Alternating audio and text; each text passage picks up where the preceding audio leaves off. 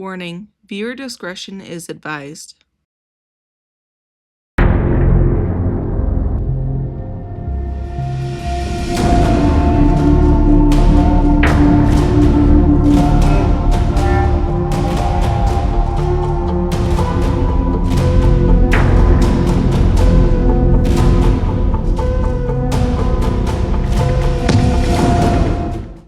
Hi friends, welcome to Meals To Unalive For, where we talk about a true crime case or location, and I make a meal from scratch. I'm your host, Jody Breton, and if you enjoyed this episode, please like and subscribe. When people think of Yosemite, they almost always picture the same things: towering granite walls rising straight out of the valley floor, waterfalls so tall they seem to dissolve into the mist before they even reach the ground, pine forests that swallow sound and make even busy areas feel strangely quiet. Yosemite is talked about like a sanctuary, a place people go to reconnect with nature, to feel small in a good way, to escape noise and stress and routine. And for a lot of visitors, that version of Yosemite is real. But what doesn't always come through in photographs or travel brochures is just how isolated this place truly is. Yosemite National Park covers nearly 1,200 square miles. That's cliffs, rivers, dense forests, deep ravines, high elevation passes, and backcountry that can take days to cross.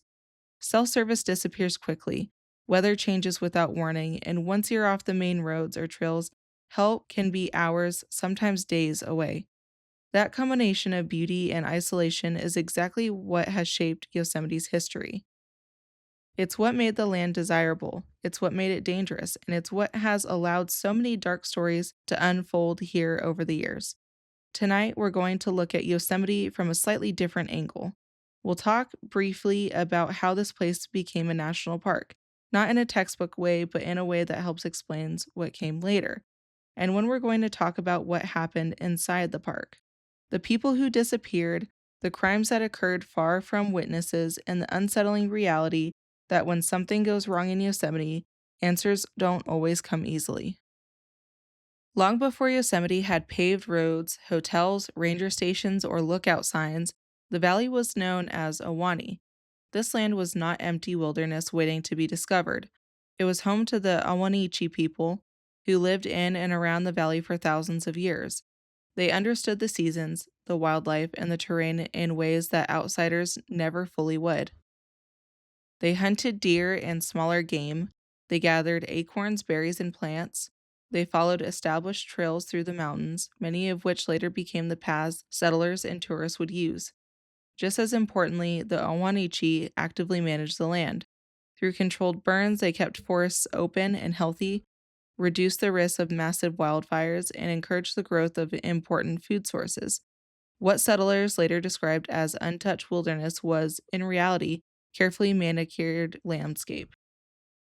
That balance began to collapse in the mid 1800s. The California gold rush sent waves of miners and settlers into the Sierra Nevada. As newcomers arrived, tension quickly turned into conflict. Indigenous people were no longer seen as residents of the land, they were viewed as obstacles to expansion. In 1851, that conflict escalated into organized violence. A militia known as the Mariposa Battalion entered Yosemite Valley with orders to remove Native people from the area. Villages were burned, food stores were destroyed, families were driven into the mountains under threat of force. Some were captured and marched out of the valley, others were killed during raids or died while fleeing. By the time these campaigns ended, the Awanichi had largely been forced from their homeland. Only after the valley was cleared did it suddenly become something the U.S. government wanted to protect. In 1864, President Abraham Lincoln signed the Yosemite Grant, setting aside Yosemite Valley and the Mariposa Grove of giant sequoias. This decision is often celebrated as the beginning of American conservation, but it's important to understand what came before that protection. The land was preserved only after its original inhabitants were removed. In 1890, Yosemite officially became a national park. The public story focused on beauty, preservation, and national pride, not violence, displacement, or loss. That missing chapter still matters because it shaped everything that followed. Once Yosemite became protected land, people wanted to see it for themselves. At first, reaching the park was difficult and dangerous. Early visitors traveled by horseback or wagon along narrow mountain routes covered by steep terrain. But interest in Yosemite exploded. As tourism increased, the park began to change.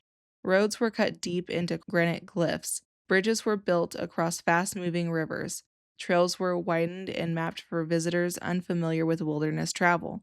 With access came development. One of the earliest and most important buildings was the Wawona Hotel, which served as a gateway into the park. It offered food, shelter, and a sense of comfort in an otherwise unforgiving environment. Then, in 1927, Yosemite opened what would become its most iconic lodging, the Ahwahnee Hotel. The Ahwahnee was designed to impress. Massive stone fireplaces dominated the interior, soaring ceilings created a cathedral like atmosphere. Large windows framed Yosemite Valley like living paintings. The hotel blended luxury with the illusion of rugged wilderness.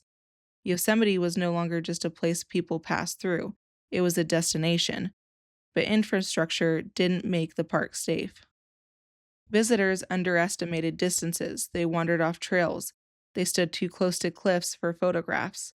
Law enforcement presence was minimal, communication was slow.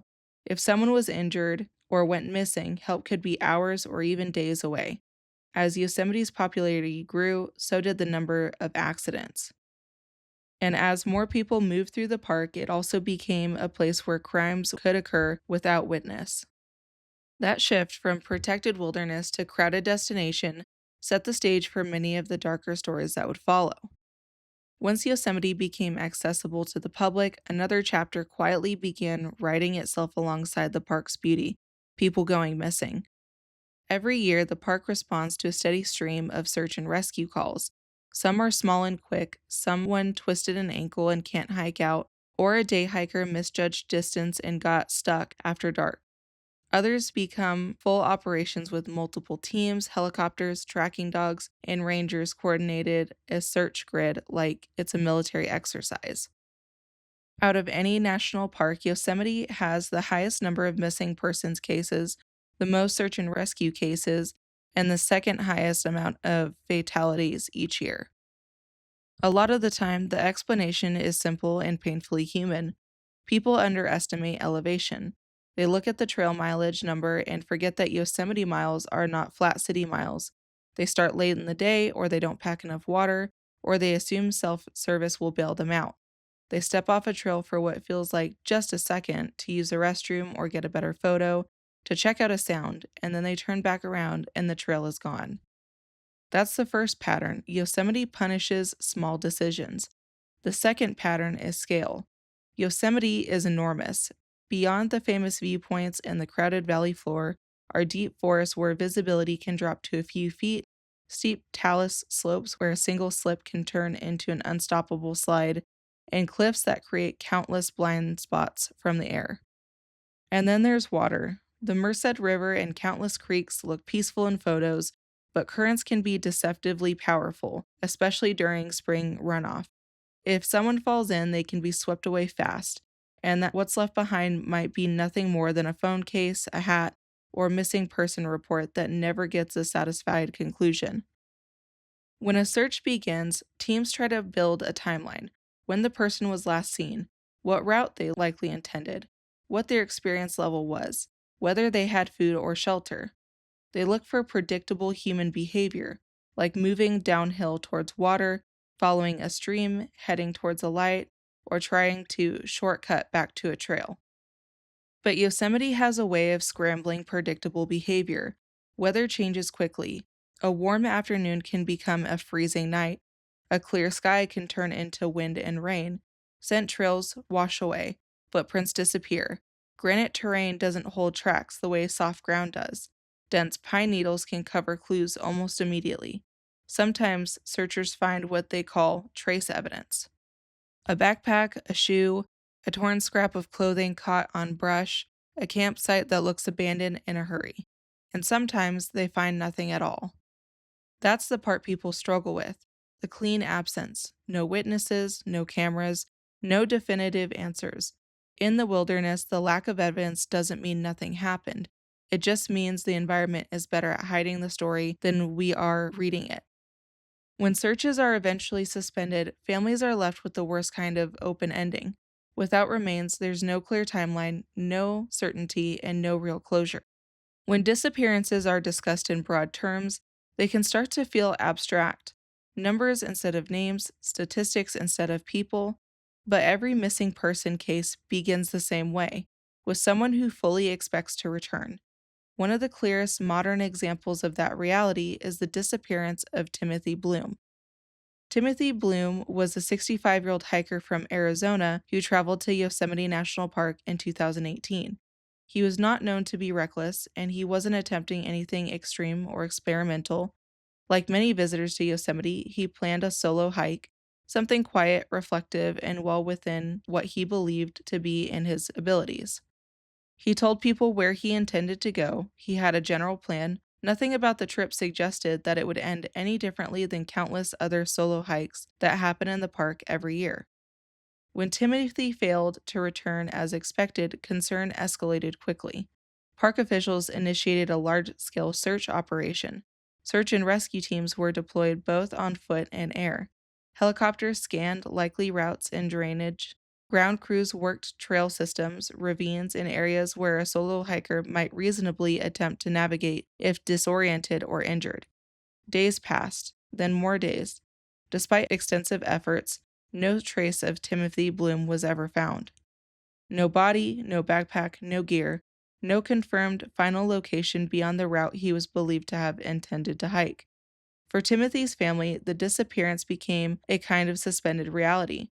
Without remains or evidence, there was no clear moment where hope ended, and no clear explanation for what happened. Yosemite simply kept its silence. Cases like Timothy's are especially unsettling because they lack drama. There is no visible crime scene, no indication of foul play, no single moment where everything clearly went wrong, just a man who entered the park and never came back out. And Timothy Blom's case represents only one side of Yosemite's timeline. Sometimes answers don't arrive quickly. Sometimes they arrive years later, and sometimes they arrive by accident. Over the decades, hikers and rangers in Yosemite have stumbled upon partial skeletal remains deep in the backcountry. Bones discovered far from trails, fragments exposed only after storms, rockslides, wildfires, or seasonal runoff reshaped the terrain. In some cases, these remains were eventually matched to missing person reports that were years, sometimes decades old. Families who had long assumed they would never know what happened were suddenly confronted with answers they had waited on most of their lives. In other cases, identification was impossible. No personal effects, no intact remains, no clear cause of death. Just confirmation that someone had been there and hadn't survived. What makes these discoveries so unsettling is how ordinary they often are. A hiker notices something pale among the rocks. A ranger spots bones while checking a remote drainage. There is no dramatic reveal, just the quiet realization that the park held on to a secret longer than anyone expected. These delayed discoveries reinforced a hard truth about Yosemite. The park does not operate on human timelines. A body can remain hidden until erosion exposes it, until an animal moves it, until weather finally uncovers what was buried. And sometimes, even then, the story remains incomplete. When unresolved disappearances like Timothy Bloom's exist alongside skeletal remains found years later, it creates an uncomfortable overlap because it raises a disturbing question. How many people are still out there, hidden by terrain, time, and silence, waiting to be found by chance rather than by search? After hearing about patterns in statistics, it's easy to assume Yosemite's disappearances all end the same way: a fall, exposure, getting lost. And often they do. But every once in a while, a case resurfaces that refuses to stay neatly categorized, a case where the official explanation feels incomplete, and the unanswered questions linger far longer than they should. The disappearance of Patty Hicks is one of those cases. In the mid 1980s, Patty Hicks came to Yosemite searching for something deeper than scenery.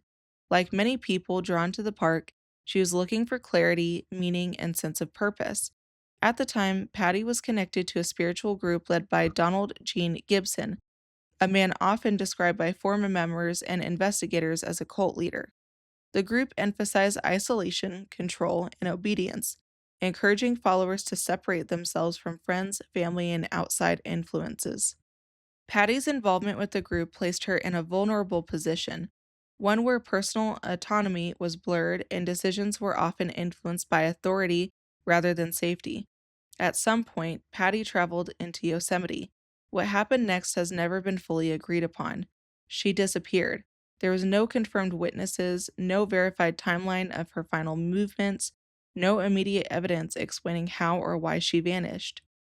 For a time, Patty became another missing person in a park already known for swallowing people without explanation. Then, in 1987, something changed. A hiker moving along a trail inside Yosemite made a discovery that would permanently alter how Patty Hicks' case was viewed. Partially covered by leaves, soil, and natural debris, they found a severed human hand. There was no body nearby, no visible blood trail, no obvious sign of a fall or animal attack in the immediate area. Park rangers secured the scene and contacted law enforcement. The hand was carefully collected and sent for forensic examination. When the remains were identified as belonging to Patty Hicks, the case shifted from tragic disappearance to something far more unsettling. Authorities ultimately suggested that Patty likely died in an accident, possibly a fall, and that scavenging animals dispersed her remains, leaving only a single hand behind. On paper, this explanation fits Yosemite's harsh realities. People fall, animals scatter remains, bodies are sometimes never fully recovered. But Patty's case has never sat comfortably with researchers, investigators, or those familiar with her background, because there was another explanation that couldn't be ignored. Patty's connection to Donald Eugene Gibson raised some serious concerns. Some people believe Patty did not die accidentally at all, but were instead murdered by Gibson or by members of the group acting under his influence. The theory suggests Yosemite's vast wilderness may have been used deliberately, not just as a place where someone could get lost, but as a place where a crime could disappear. There was no direct evidence strong enough to bring charges. No witnesses, no confession, no complete remains. Just circumstance, motive, opportunity, and silence. What makes Patty Hicks' case especially disturbing isn't just the possibility of murder, it's what was left behind. In many missing person cases, nothing is ever recovered at all.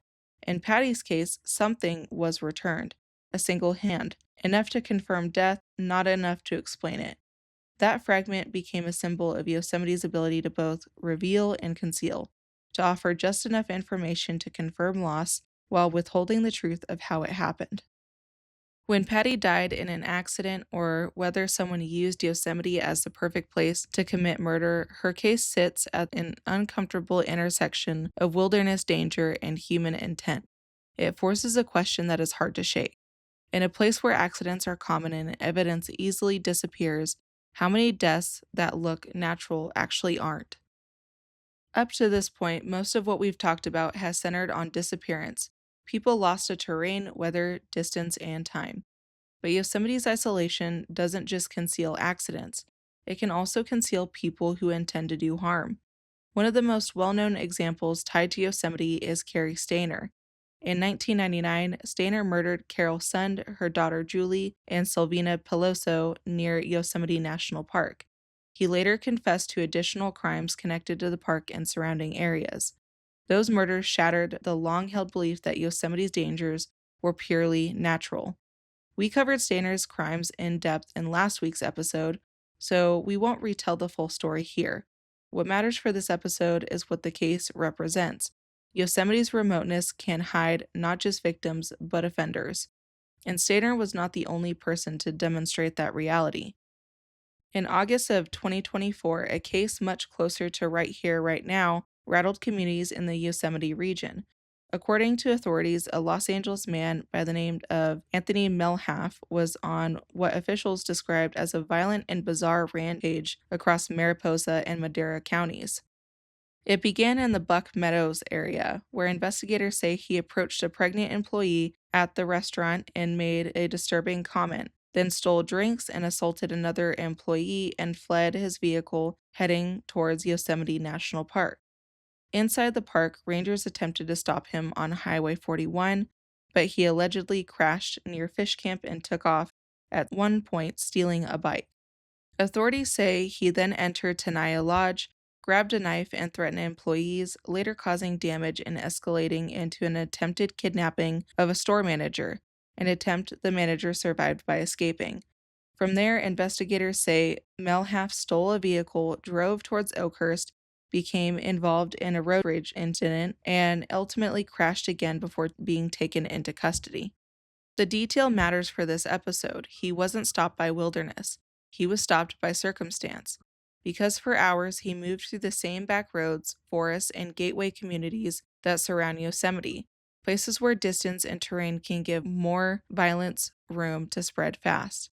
Beyond these headline cases, Yosemite and the surrounding region have seen sexual assaults, violent attacks, and suspicious deaths that never become widely known outside local circles. Some occurred at campsites, others along trails, some near populated areas where people assumed they were safe.